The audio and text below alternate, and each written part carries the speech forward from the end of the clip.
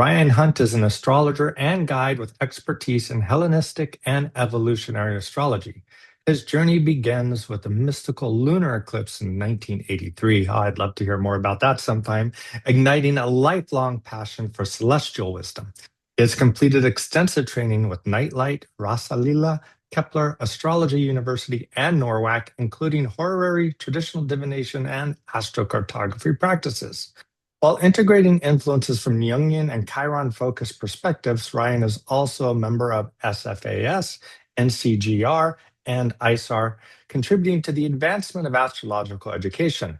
His work bridges astrology with studies in Vajrayana Buddhism, plant medicine, and mythology, fostering a holistic approach to healing and self-discovery. Committed to inclusivity, Ryan creates supportive spaces for LGBTQIA, polyamorous communities, and those engaged in psychedelic therapy, using astrology as a transformative tool for empowerment and growth.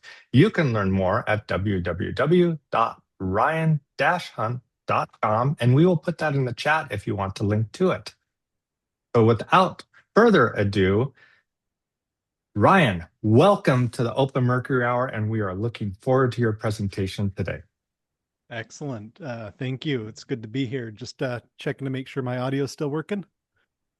I hear you. Perfect. Okay. Yeah, let me go ahead and get my slides up and we'll take it from there.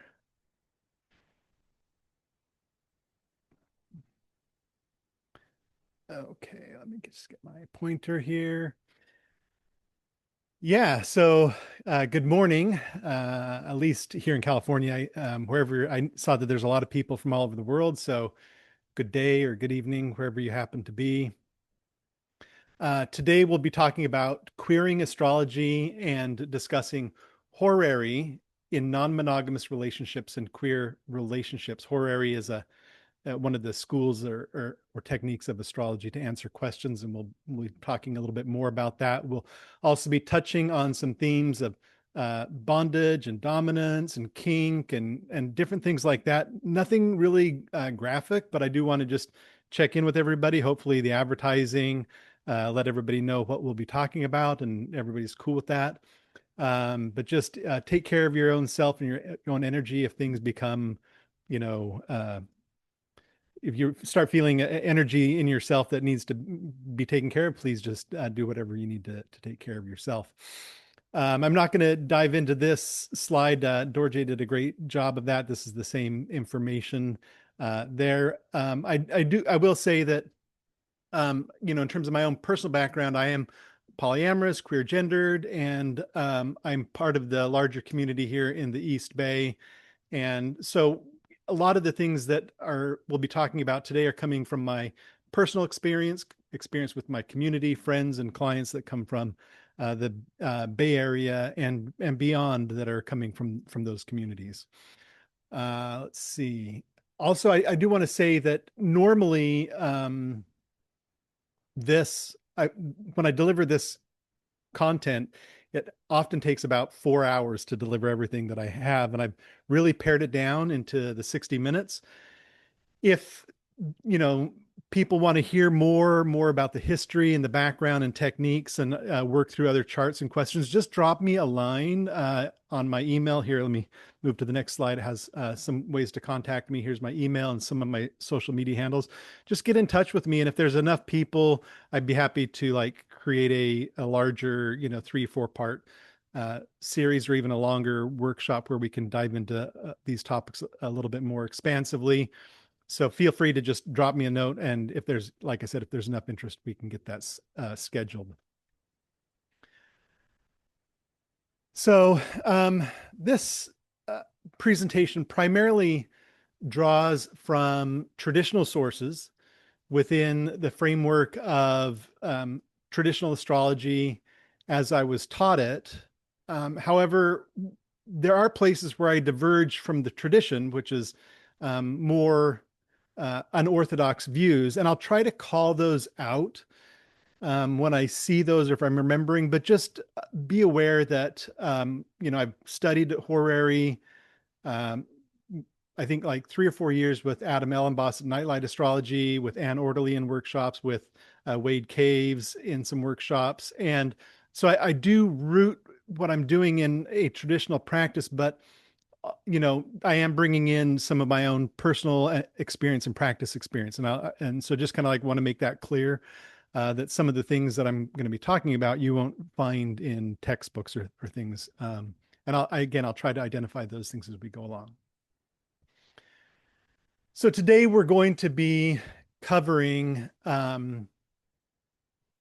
general background about some history of horary astrology, queer perspectives in astrology.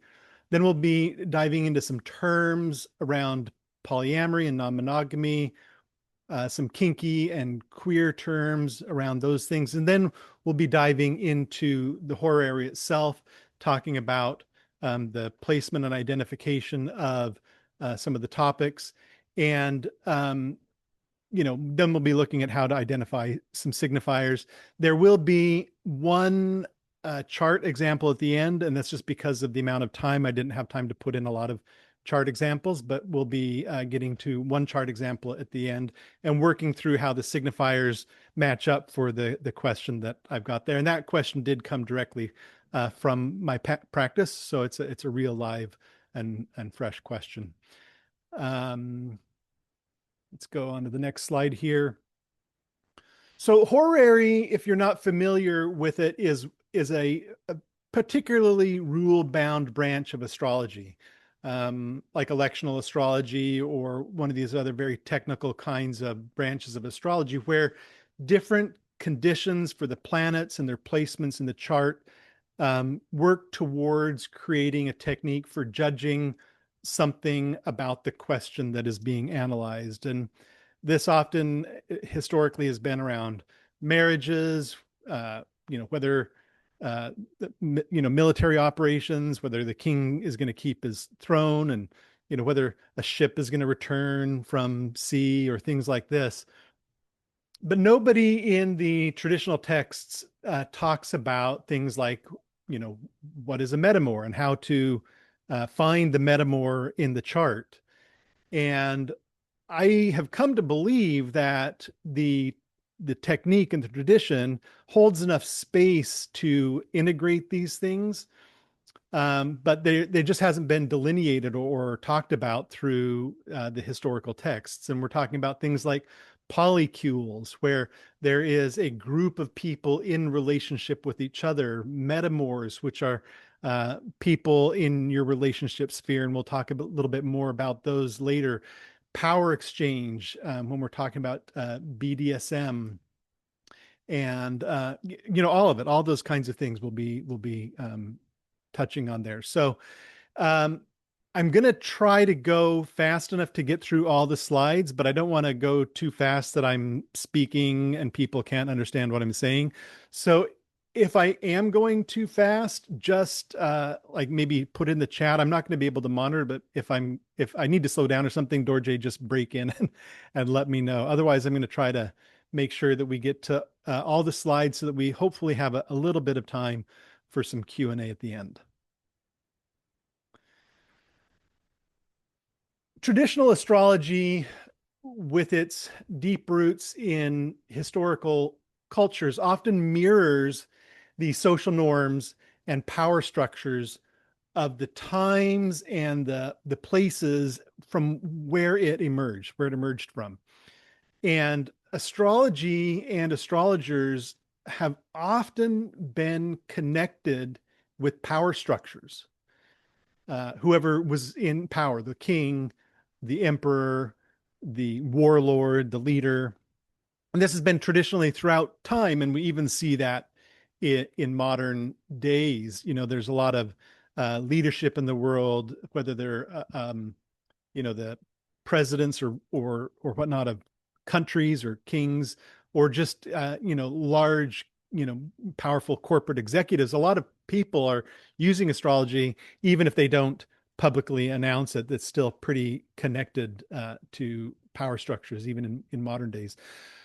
So, astrology has always had this relationship with power. And, one thing to notice about the ancient material, if we look back through many of the classical works, is that people in the past didn't really, especially the distant past, didn't really carve up relationships the way we do today. We have a very modern way of dividing relationships and people and their identity and orientation. And there wasn't such a strong, delineated vocabulary around some of these things. A lot of times you might read some of the classical texts and you'll hear the difference between active or passive, but they didn't really have the terms of gay and straight and things like that. So you have to kind of read through it and try to decode what was going on. And a lot of the literature encoded gender variance and same-sex desire into the doctrine century after century, and a lot of it, based upon the perspectives of the astrologers who were writing, was condemnatory. That's just kind of the fact of it. I'm not going to try to romanticize that at all, but it's important to kind of like decouple personal morality from the techniques of the trade. And so we can look at the rules that were used in the system and extrapolate those into the way that we're interacting and relating to people in our modern day. At least that's my belief and the way that I've come about looking at the tradition. So, also when we look through history, one of the things that in the West, in the European and American West, that has a big impact on the cultural zeitgeist around sexuality and gender identity is the puritanical movement that happened. And it has significantly shaped Western attitudes towards gender and sexuality, infusing them with pretty strict moral codes that stigmatized deviations from heteronormative behaviors. And the puritanical influence goes way beyond astrology and sexuality. It's had a huge impact on our governance structures, our laws around taxation, and the way that we even view our own health and we manage our health treatment and practices. But the situation changed dramatically, kind of like during the height of the witchcraft persecutions, when sexual deviation was malignantly linked to consortship with the devil, which was, this was a very extreme, heated period, right, of time in this puritanical movement. And then it kind of like, peaked, and, people started realizing the frenzy that they had gotten into. And, one of the things that I learned recently, I have a friend of mine who is a witch, very, advanced in their tradition. They have a very long lineage. And I was talking to them about their history of their tradition and about some of the laws that went on the books to repress witchcraft, especially in Europe. And those same laws that ended up repressing witchcraft repressed astrologers because of the way that astrologers foretold events. Later, in the legal frameworks, a lot of those laws around witchcraft were lifted, and we see a rejuvenation of witchcraft taking place in the world. But in many of those places, the laws that specifically applied to astrology didn't get lifted. And so we have to kind of, in some places, we still have to reconcile with this legality issue and understand that the legality of the craft that we practice also influences the way that we write and talk about it globally. All right, so let's see. I'm just trying to get my mouse working. There we go. So contrasting the Western model with the wider world and the non-Western cultures, many parts of the world have maintained, because they didn't go through this puritanical, experience, have maintained a much more fluid understanding around gender that never had the break that we have had in the West.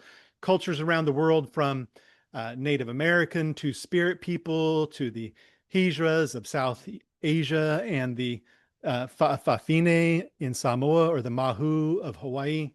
They embody a broader, more inclusive recognition of gender diversity. For instance, in Samoa, which I'm familiar with because I studied there, and I've studied some Samoan language and history, but they have this term called fa'afine, which means after the way of the female, after the way of the woman. And a fa'afine is a male-bodied person that was traditionally raised female because of their birth order and different circumstances.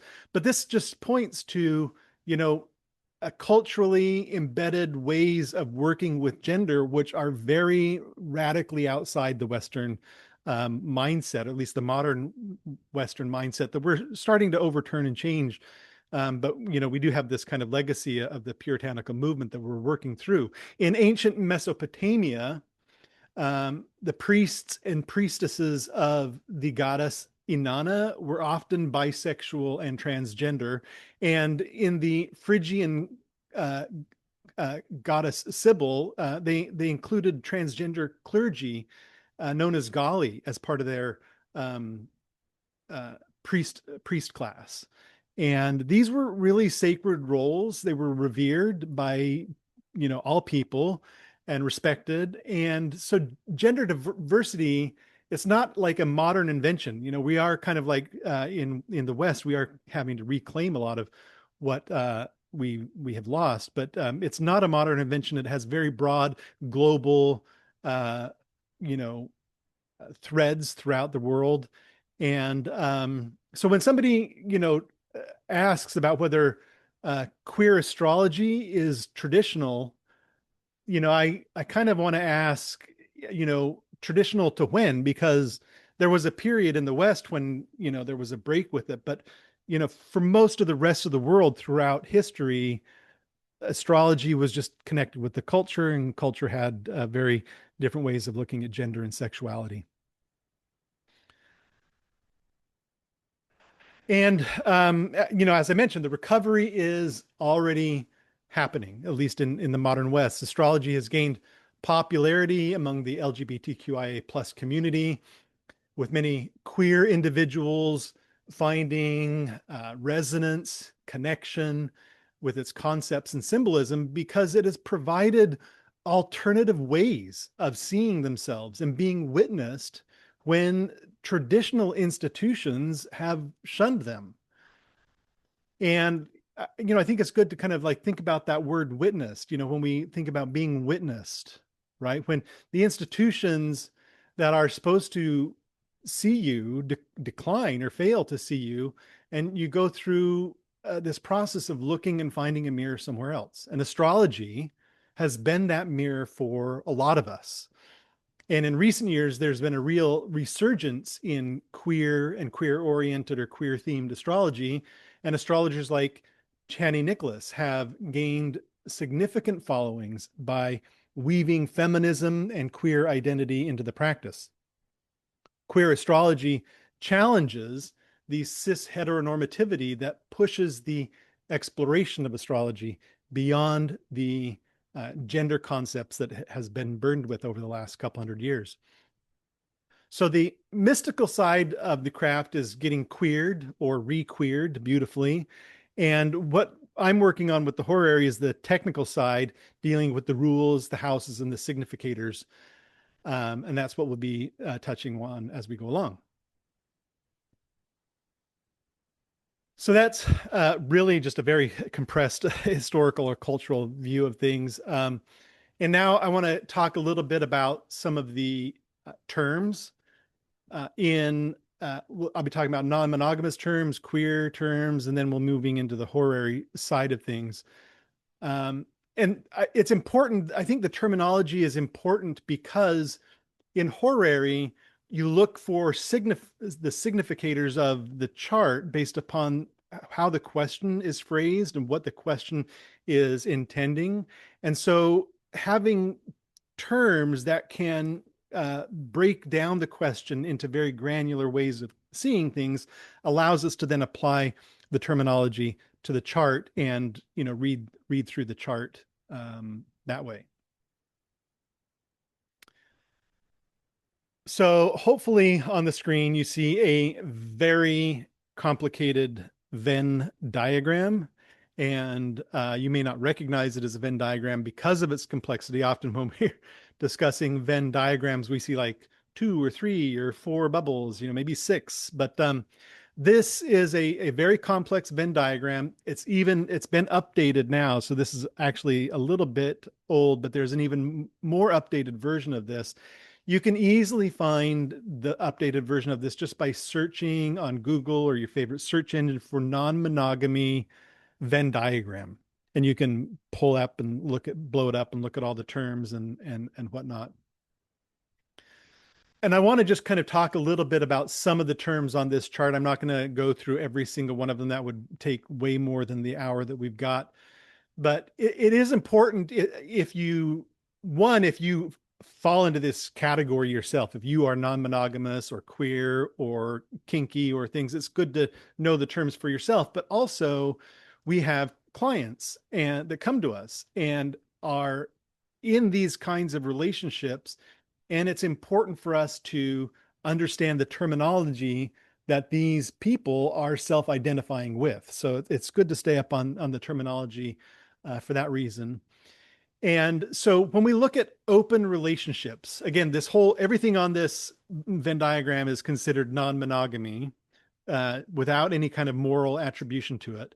So when we're looking at open relationships, this is where partners agree to romantic or sexual interactions with others outside the primary relationship.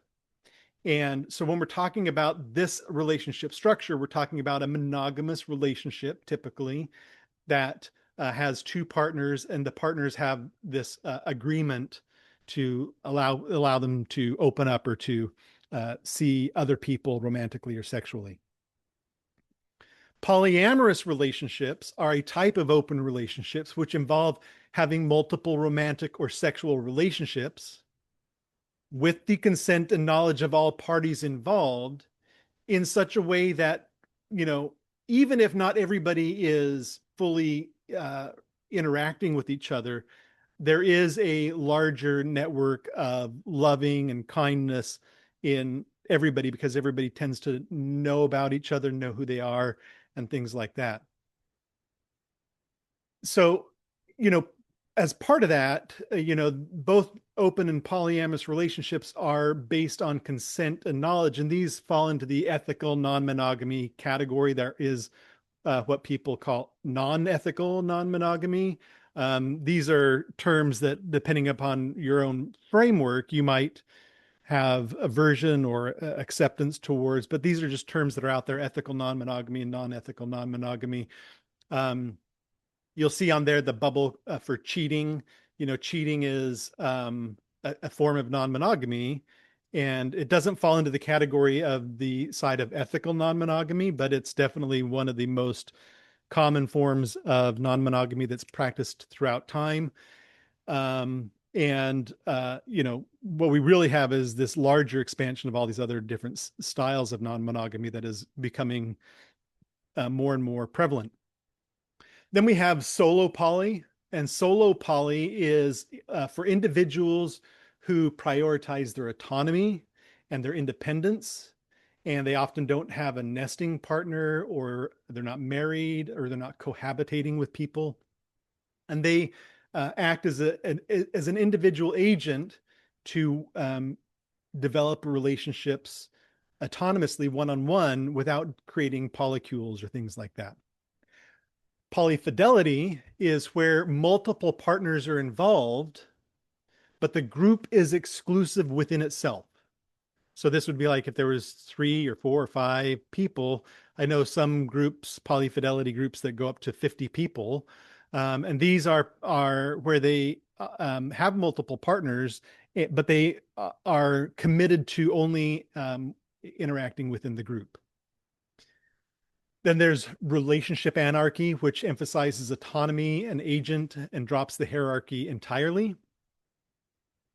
And then a nesting partner is someone who you live with, If you have children, maybe you coordinate childcare with each other. You coordinate home and domestic things with. So this is your nesting partner. This may or may not be a romantic partner. You may have a nesting partner that you're not romantic or sexual with at all. And then your romantic and sexual partners may be with other people.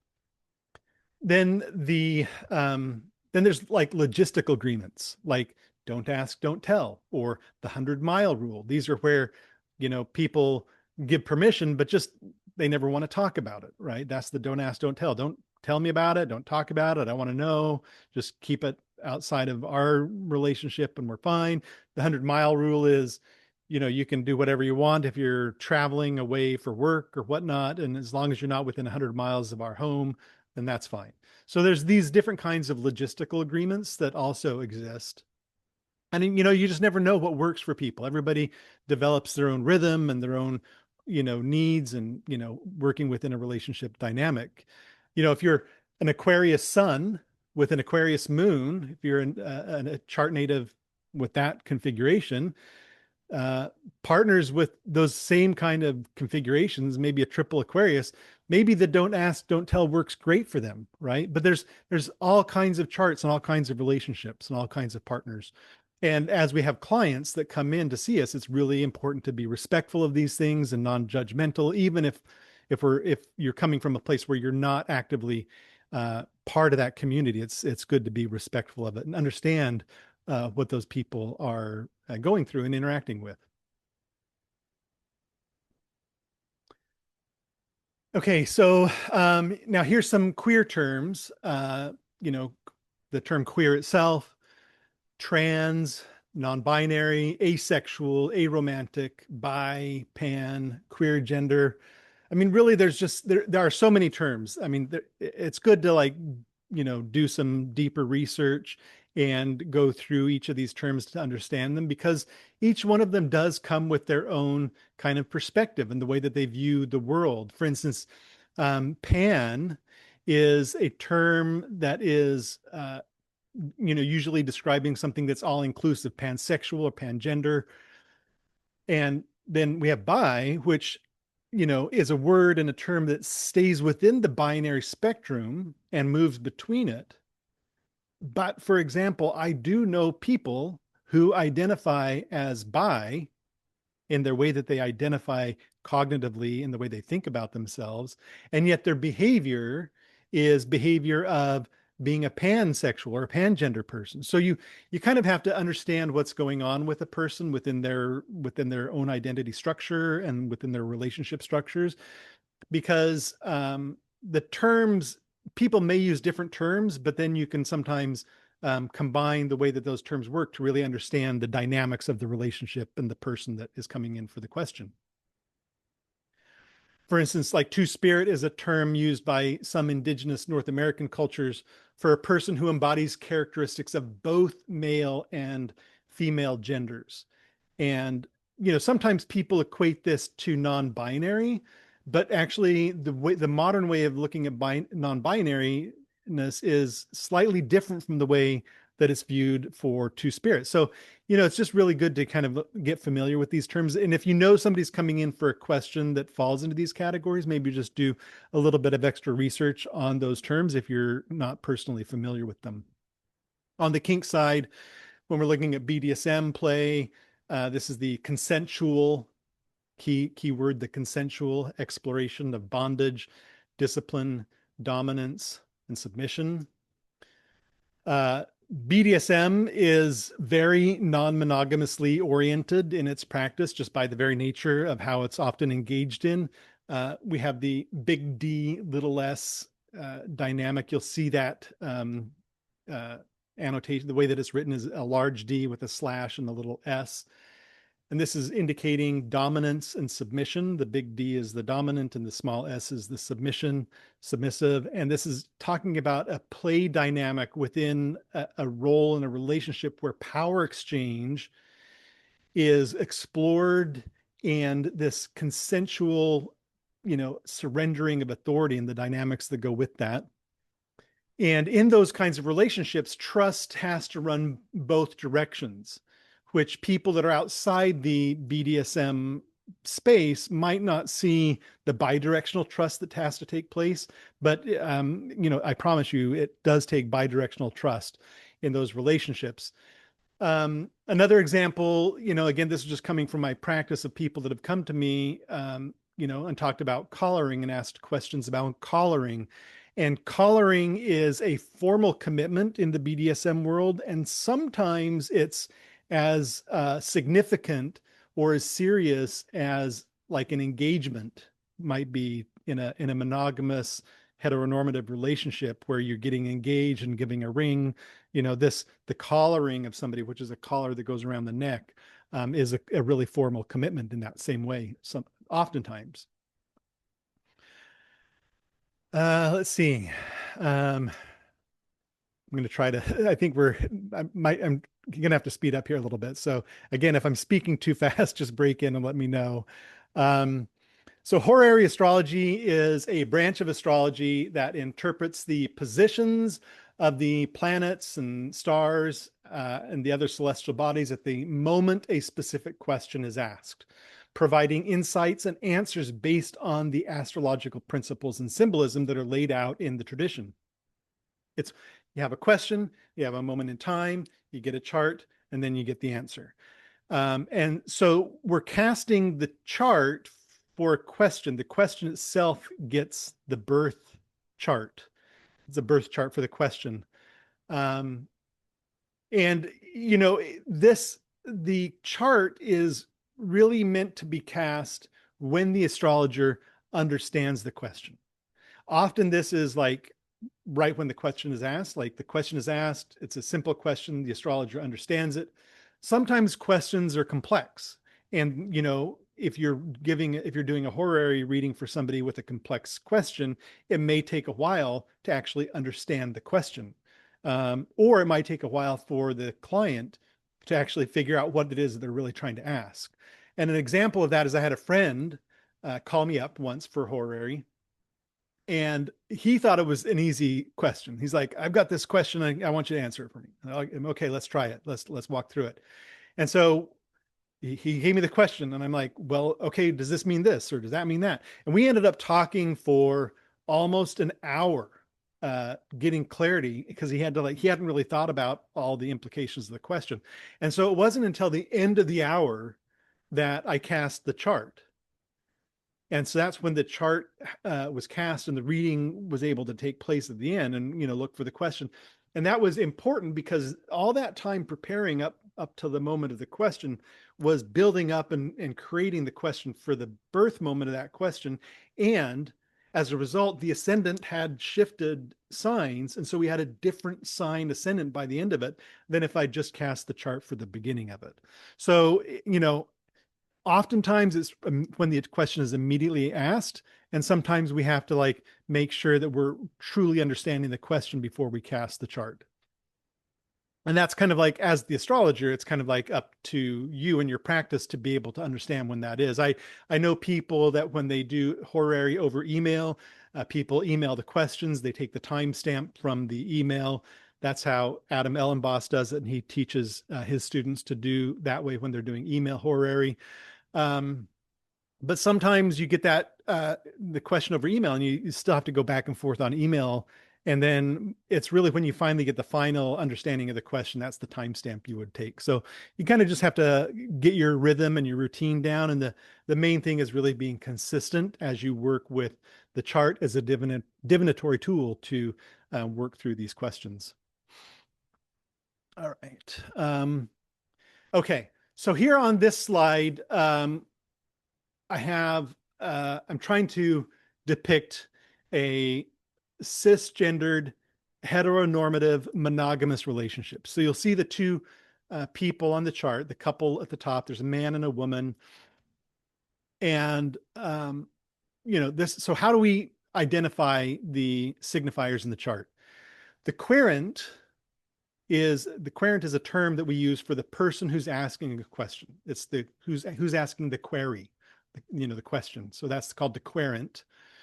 And the quesited, same root, but this is now the object of what's being asked. This is the target of the question. So the querent is represented by the ruler of the first house, whoever is the domicile ruler of the sign that is straddling the ascendant point, is who gets the signification for the querent in the chart. In a partner relationship, the questited, like if somebody came in for a relationship about a question about their relationship when they're in a monogamous relationship, the partner is the questited, and they would be signified by the lord of the seventh, the domicile ruler of the sign that lands on the descendant. And this is because the seventh house holds lovers, marriages, partnerships, contracts, and even known enemies. And I think that's a fun, maybe not so fun if you're going through a known enemy situation. But I just think it's interesting. Like if you've gone through a divorce, or you know somebody who's gone through a divorce, you can see that even though our relationship role in the name that we ascribe to a person, at one point they're our spouse, and the next point they're our open enemy, right? And they're still signified by that seventh house. So that's kind of like a fun way of, maybe again, maybe not fun, but just a way to think about that open enemy situation, how they can actually, the same person can be on both sides of that equation, the partner one day and then the open enemy the next. And that's kind of why it's the open enemy as opposed to the hidden enemy, because you know who they are.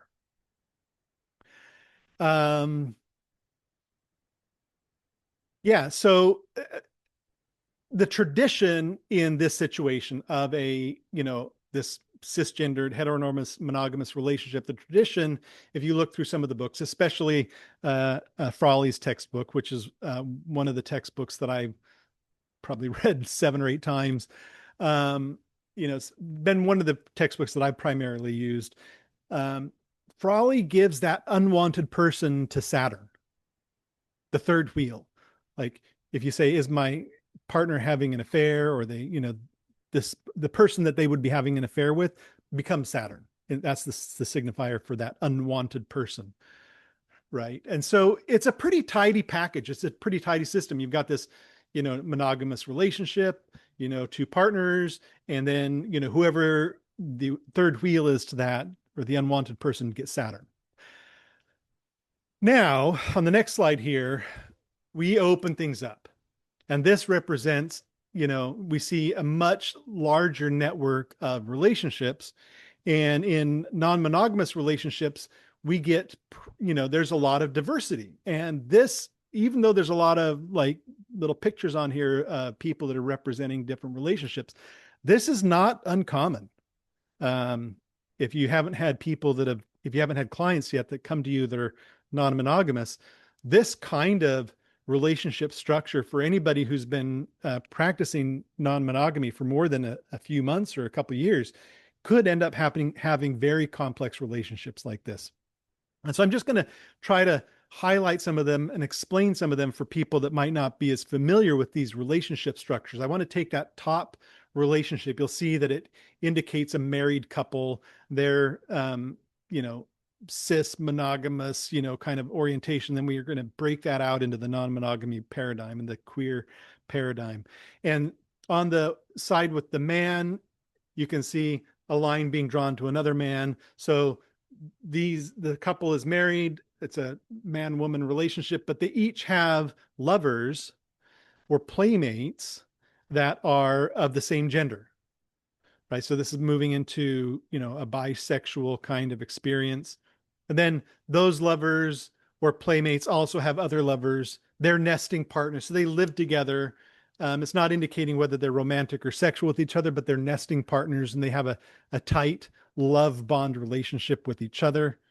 Then each of those has a dominant person that they explore a relationship with. Some at parties. One has a party DS. They go to play parties, and they have a person they see there who acts in the role of a dom. Another person goes to see a dom and does that, in more private situations.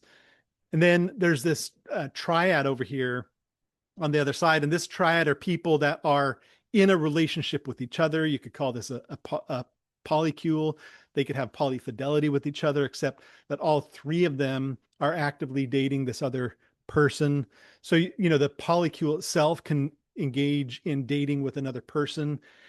And so this is just to kind of like represent some of the complexity of the relationships. And you can imagine that each one of these individuals on the chart it also has additional lines that are being drawn to it. And so the web and the network can become quite large.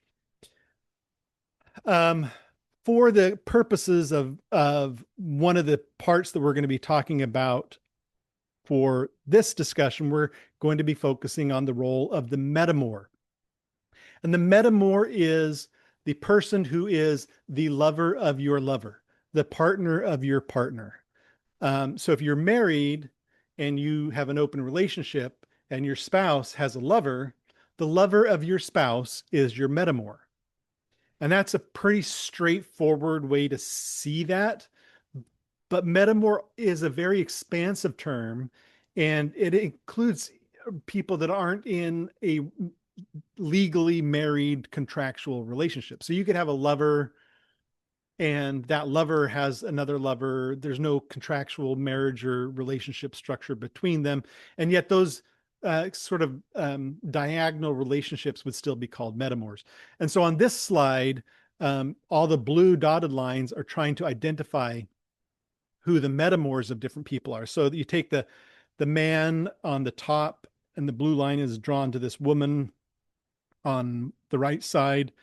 And because this man has a lover or a playmate down here, this other man, then that woman becomes this other person's metamour.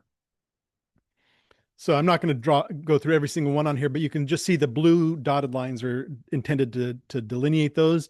And we're talking about the lover of your lover, the partner of your partner, kind of a more of a diagonal type relationship.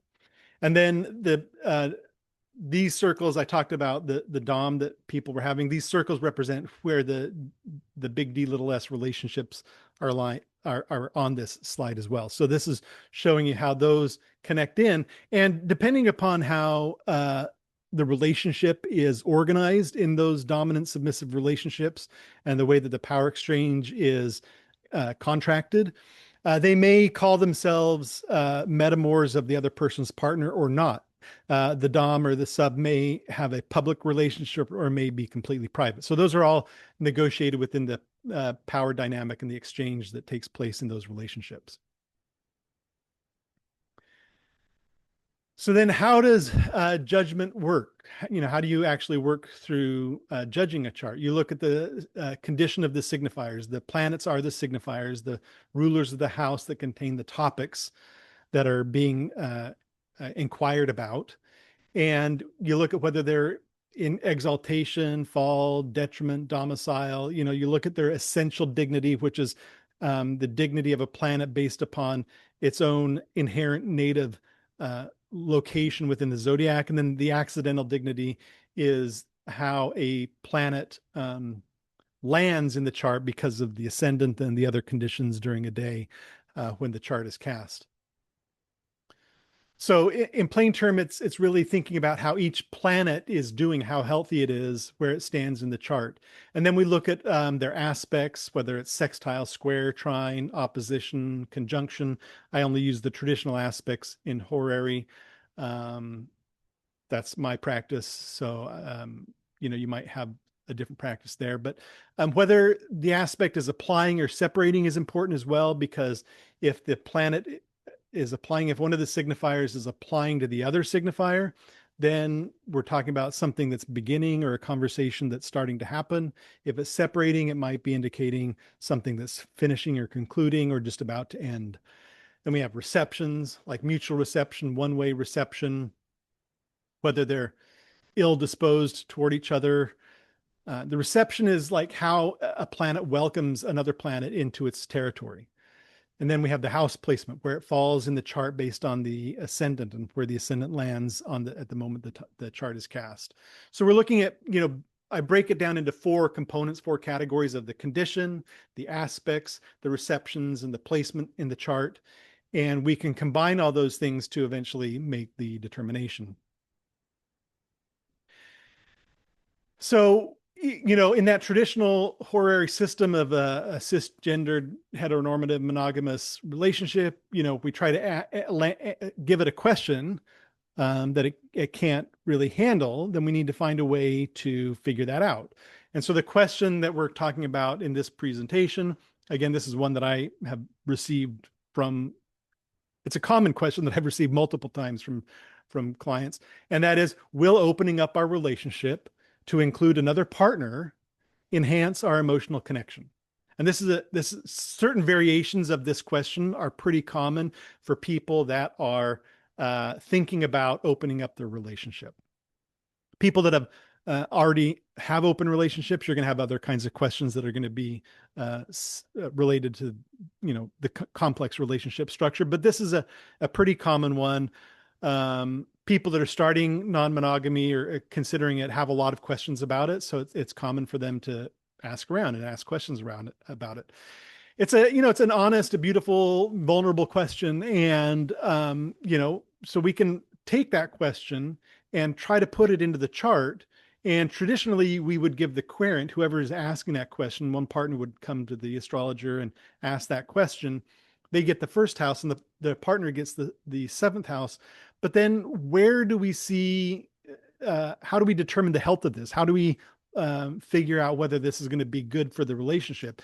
And we have to do that by factoring in the prospective other partners, that whether they're known or unknown at this point, we can still signify them by identifying the metamours or the potential metamours for those people and where those land in the chart and finding the signifiers for those. All right. So then just really quickly, I put the metamour into the 11th house. And there's a number of reasons for that. It's the house of the agathos daimon, or the good spirit. It is the joy of Jupiter. It's the succedent house in the public triad. It traditionally signifies friendships, hopes, groups, and alliances.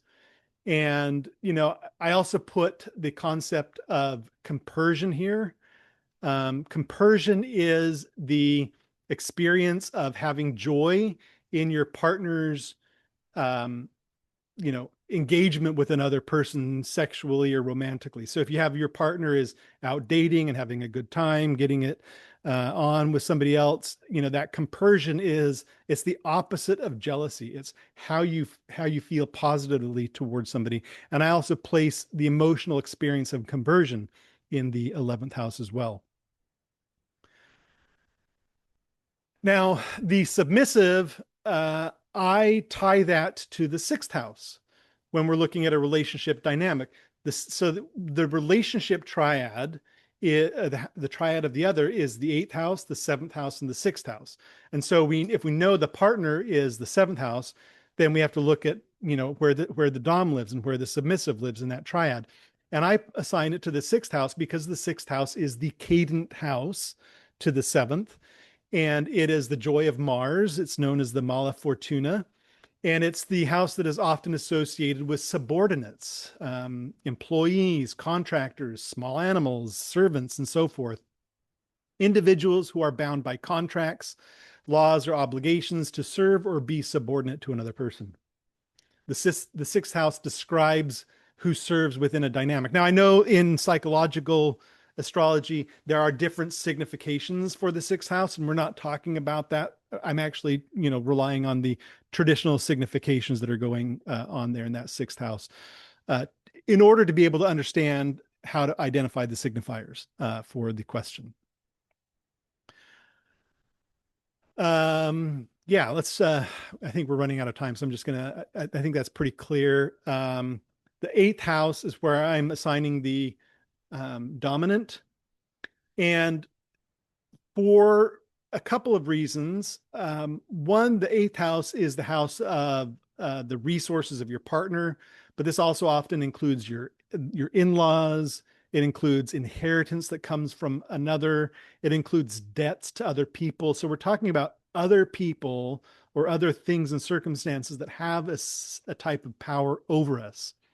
And if you rotate the chart which is a technique that's often used in different forms of astrology, and Horary uses it as well. If you rotate the chart and you turn the eighth to be in the first, then the first will land in the sixth. So we see this power dynamic relationship living within these two houses. So we have the seventh house, which is the clear open relationship in the other, and then the Dom being the eighth house, and the submissive being the sixth house. So if you have a question, if somebody comes in and has a question saying, oh, should I accept a caller from my Dom? Then you know how to find the signifier for the Dom. It would be the ruler of the house that is on the cusp of the eighth house. And same thing for the sixth. If it's a Dom saying, should I accept this submissive into my practice? You could find the submissive through the ruler of the sign on the sixth house cusp. All right, so now we're going to get into the chart, and we'll look at it. And if there's any questions at the end, we might have a few minutes for questions. The question, again, we started out at the beginning, is will opening up our relationship and to include another partner or other partners enhance our emotional connection? And so the chart is for a couple considering two prospective partners. It's, they're coming as they're exploring the idea of opening up their marriage and non-monogamy. One person came in with the question, the partner was aware of the question and was on board with the question being asked, so everything was consensual and above board.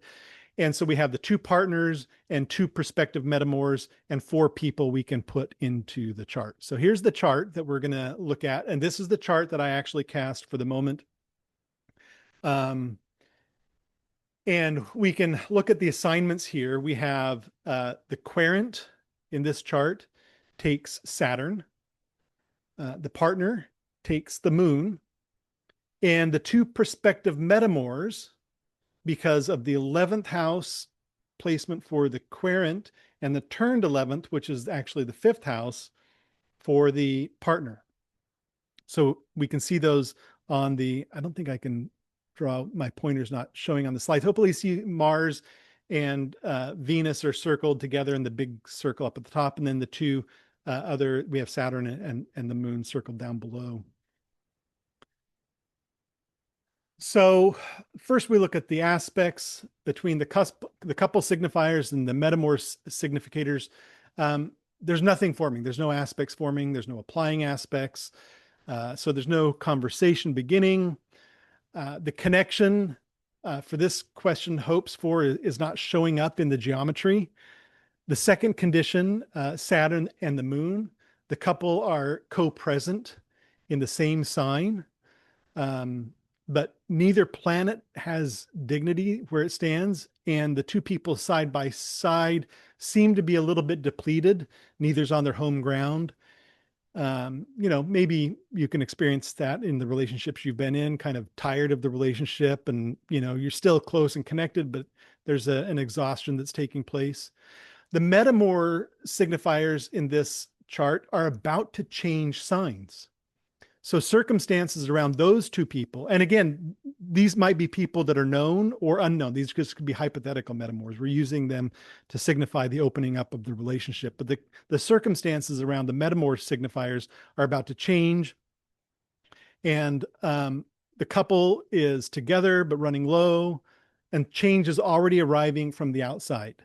So then when you look at something like this, and this is, kind of a pretty basic chart with some, basic significations. So what do you tell them? What I told them is not yet, but not never. I said the connection this question is really about is the one that is in their own house, the Saturn and moon side by side, low on dignity. And I told them to tend to that first, tend to their own internal connection within their relationship, and that the metamour signifiers were changing signs anyways. So the situation around them wanting to open things up was about to change because of the metamour signifiers changing. So the couple took the advice and they turned towards each other and, entered some relationship counseling and couples therapy. and saved opening up their relationship to later, which they ended up doing later. And it was a much more successful opening because they were able to form those connections in their primary relationship before actually opening up. So that's close to the end. We're right at the hour. So that's it. I'll stop there. I won't even say anything about this slide. If there's any questions, we can get to those. Otherwise, I know we're at 11 and we can stop here. Thank you, Ryan. That was absolutely fantastic in terms of a deep dive, opening up this very complicated astrological topic within the context of horary, which it seems to have an incredible application too. So I really appreciate you coming on the Mercury Hour today and presenting. It really helped me understand better the complexity of the relationships in the LGBTQIA and polyamory world, and how to apply astrology and horary to them. I have a question, and maybe some other people will jump in with questions. But within, traditional horary, Saturn and Mars can be considered difficult planets to be working with. Yet I could see where within the context of what you've revealed today, what you presented today, that, for a dom relationship or a sub relationship, like a Saturn or Mars might indicate something that they're looking towards. How would you delineate the emotional repercussion of Mars in that type of relationship if it's signified? Yeah. So one of the powerful things about horary is distilling the question down to its essence and eliminating noise. So the first thing to look at is making sure that you're not trying to bring in other planets or other parts of the chart that aren't connected to the question. After the question is answered, then often you can use the context of those other planets to help provide some context. So if Saturn or Mars as malefic planets, troublesome planets, are the signifiers, their primary activity in the delineation is representing the signified, not representing anything malefic or troubling about the person or relationship. So if Saturn is the ascendant ruler, Saturn's going to represent the querent, and that doesn't mean that there's anything bad or untoward going on with the querent, that you just take that as a basic signifier. And then you do the same thing for the querceted, whatever's being searched for, find the answer to the question. And then if there's a need, you can fill in the background with the context of the other planets, that there might be challenging aspects or relationships and things like that. So that's how you would deal with Saturn and Mars. If in the one example where Saturn is the third wheel, this is an example of crossing that rule boundary, right? And this is saying, oh, Saturn is the bad planet. Well, why don't you use Mars in that situation? And Frawley doesn't really ever clarify specifically why. He just says this is how the tradition uses it. And, I can see that, and I've rolled with it, and I've used that, for people that are in monogamous relationships, and you use Saturn as the third wheel, and it works.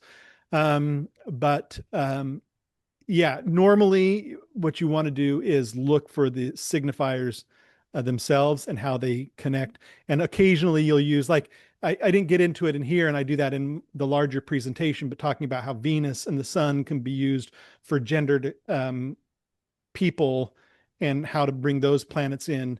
And again, those are, we're dealing with the universal significations of the planets getting layered on as an additional layer to what's taking place in the chart.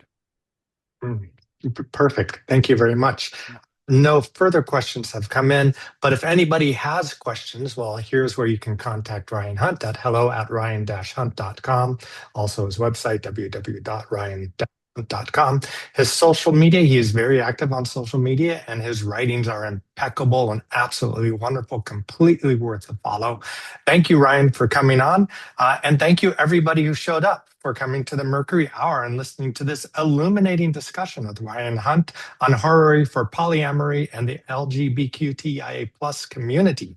Mercury Hour presentations are free, offering from the OPA Foundation to to the astrological community. If you enjoy the presentation and the Mercury Hour presentations in general, please consider making a donation to the Mercury Hour to help keep this program free. Thank you, everybody, for showing up, and we look forward to seeing you on future Mercury Hour presentations. Hey, Ryan. Yep. Thanks. Thanks, everyone. Appreciate you coming. Bye, everybody.